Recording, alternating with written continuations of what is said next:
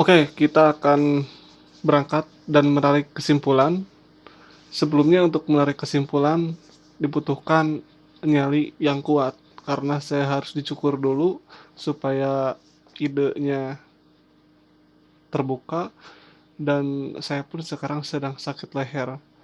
Bulan kemarin sakit mata, bulan kemarinnya lagi sakit mata. Sekarang di bulan ketiga saya sakit leher bagian sini, harus pakai salep kayaknya, terlihat bengkak. Berhubung lembab cuaca sehingga sinar matahari di sini sekarang ini tidaklah menyorot tajam seperti bulan kemarin, bulan Ramadan. Sekarang Syawal, hujan pun turun kembali. Lebih parah lagi di Australia, badai pun semakin kencang. Berpengaruh juga ke Samudra Hindia, Pangandaran, lautnya jadi ini besar badai. Namun dapat kita ketahui badai pasti berlalu. Lagunya Chrisye ya. Badai pasti berlalu. Mau badai air, angin, ataupun badai bencana seperti virus. Pasti berlalu, tidak akan mungkin menetap selamanya. Karena setiap yang bernyawa pasti akan mati. Setiap bencana pasti akan selesai. Gunung meletus, selesai. Bencana alam paling besar tsunami sebentar saja selesai. Begitupun virus. Jadi jangan khawatir bagi Anda yang berada di planet bumi, virusnya akan segera selesai. Asalkan kita bernazar dan berakhlak yang baik, otomatis virus itu akan cepat selesai. Berbuat baiklah. Itu sebagai pembuka. Ini isinya. Kesimpulan dari pembelajaran filsafat pemikiran barat kayak ini. Cara pandang modern. Orang lain tidak ingin dipandang bahwa mereka tidak berpandangan modern. Padahal modern itu adalah cirinya barat. Kalau kita ingin dipandang modern, maka kiblat kita bukanlah ke Mekah, tapi ke barat, yaitu ke Athena. Jadi tidak layak seseorang jika ingin dipandang barat, tapi ia masih melakukan yang namanya haji, tapi ia masih melakukan yang namanya yoga, tapi ia masih ingin melakukan yang namanya spiritual-spiritual yang berasal dari timur. Jadi kalau ingin barat, barat sekalian, jangan dicampur-campur ke timur. Maka kalau dicampur-campur seperti itu, tidak mempunyai kepribadian dan tidak mempunyai tujuan hidup. Tujuan hidupmu apa harus jelas, mau materialis, spiritualis, rasionalis, atau empiris. Masih tentang orang Yunani di Athena, mereka ini adalah cikal bakal pemikiran barat. Pemikiran barat awal pertama muncul di Athena, Kalimera. Saya baju merah. Pemikiran barat itulah pada umumnya yang dianggap pemikiran modern. Jadi mereka itu adalah cikal bakal pemikiran modern. Agama Musa walaupun jauh ada di Palestina, ke Athena jauh, namun Allah tidak mengizinkan karena jauhnya itu, sehingga mereka tidak tahu bahwa ada utusan Allah yang namanya Musa untuk menyembah Allah. Agama Musa tidak sampai pada orang-orang Yunani, sehingga yang datang pada orang-orang Yunani pada saat itu bukanlah seorang Musa, namun orang lain. Bisa saja itu nabi atau bisa saja orang lain yang diutus Tuhan. Jadi setiap kaum pasti ada satu utusan. Mau itu namanya apa? Ada satu utusan untuk mengingatkan orang-orang di sekitarnya supaya mengambil jalan keselamatan. Apa itu jalan keselamatan? Kalau dalam segi bahasa itu Islam, kalau dalam segi istilah itu adalah jalan untuk menyelamatkan supaya kita tidak masuk pada lubang keserakahan.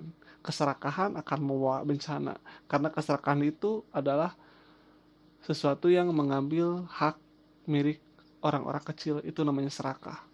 Bagaimana supaya lepas? Maka Tuhan mengirimkan utusan. Utusan yang pertama adalah orang-orang yang percaya mitos, sehingga dukun pun atau orang-orang yang mengaku sebagai spiritualis, memanfaatkan masyarakat untuk memberikan sesajen, untuk memberikan sembahan-sembahan supaya menguntungkan kekuasaan mereka, dan dilawan oleh utusan yang datang dari Tuhan, yaitu utusan yang melawan mitos ini dengan rasionalis. Rasionalis dilawan oleh empiris, empiris dilawan oleh rasionalis lagi. Begitupun seterusnya, TikTok bolak-balik lah, tuk tak tuk tak, dan belum menemukan jalan keluar alternatif yang paling utama. Kalau yang paling utama secara sementara pada zaman itu adalah logiko-hipotetico verification.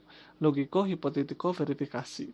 Logis, rasionalis, empiris, dan terverifikasi. Dapat dikaji ulang, dapat dilihat ulang, dapat terbuktikan ulang. Jadi tidak kebetulan. Kalau kebetulan itu sekali, kalau dua kali bukan kebetulan, tiga kali bukan kebetulan, karena yang keempat kali adalah verifikasi kebenaran. Sehingga data itu dapat disebut benar apabila telah berhasil secara berulang-ulang. Kalau berhasil secara sekali, itu kebetulan.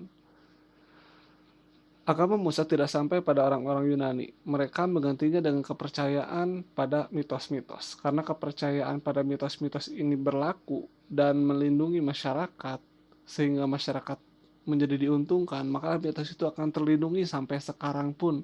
Tapi mitos-mitos di Yunani pada saat itu tidak menguntungkan masyarakat, maka mitos itu pun runtuh.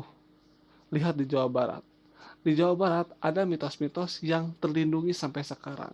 Karena mitos-mitos itu melindungi masyarakat dari segala bencana yang akan terjadi padanya. Kelaparan, kemudian kekurangan makanan, ketiadaannya sumber daya alam. Mereka mau melindunginya supaya tidak kehilangan mata pencaharian mereka. Ada mitos kapal pesiar raja. Ada mitos bahwa bumi ini di ujung tanduk kerbau besar, itu seperti di Jawa Barat. Lama-kelamaan mereka mencurigai kebenaran mitos-mitos itu tadi.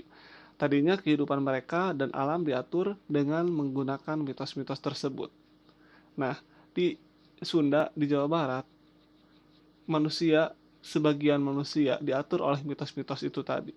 Namun tidak mengganggu sistem keamanan alam dan tidak merusak alam, sehingga mitos itu dilindungi sampai sekarang. Namun di Yunani ketika itu disalahgunakan dan merugikan masyarakat, sehingga masyarakat pun berpikir mengapa mitos ini harus dilakukan, karena mitos ini tidak berhubungan dengan kehidupan kita dan malah merugikan kita. Lalu alternatif apa yang harus kita temukan? Lanjutkan. Setelah mitos-mitos itu tidak dipercaya lagi, mereka hanya mempercayai rasionalisme. Muncul pernyataan, mereka sangat mendasar. Pertanyaan yang mendasar. Dengan apa kita mengatur kehidupan manusia? Dengan apa kita mengatur alam kalau bukan dengan mitos? Karena kita taunya hanya mitos, tapi mitos itu sudah tidak berlaku. Lalu apa yang berlaku? Mereka mendiskusikan. Mereka pun merenungkan dan melahirkan kesimpulan. Kita manusialah yang mengatur manusia dan alam. Inilah paham humanisme. Manusia mampu mengatur dirinya dan alam. Tidak perlu Tuhan, tidak perlu dewa, tidak perlu Zeus, tidak perlu Hercules, tidak perlu hal-hal pemerintah yang memerintahkan kita untuk melakukan ini, itu, diatur, tidak. Kita tidak perlu aturan. Yang kita lakukan adalah bagaimana cara melindungi alam, bagaimana supaya manusia sejahtera dengan manusia yang lainnya. Tidak perlu aturan-aturan yang lebih luhur. Sehingga pemimpin pun di sana cenderung pada yang masuk akal. Kalau masuk akal aturannya diikuti, kalau tidak masuk akal hanya mengandung mitos tidak diikuti. Kalau kandungan-kandungannya tidak masuk akal dijauhi. Itu paham humanisme. Tidak ada agama di sini. Karena tidak ada dewa. Selanjutnya, itu adalah kesimpulan yang sangat berani dan radikal. Juga sangat beresiko kesimpulan humanisme itu. Tapi itu dapat dipahami bila dilihat kondisi pada waktu itu. Humanisme tidak ada pilihan lain. Kalau mereka masih percaya mitos, maka mereka akan dijajah. Kalau mereka masih percaya pada pemimpin yang rasional, mereka pun akan dijajah oleh sofis. Karena rasionalisme itu bisa dimanipulasi, kecuali rasionalisme yang tidak merugikan masyarakat. Humanisme seperti itu mengandung pengertian kitalah yang mengatur manusia dan alam. Tidak usah Tuhan ikut campur, cobalah merenungkan pertanyaan itu dengan apa yang kita mengatur manusia dan alam. Selesai bagian 1.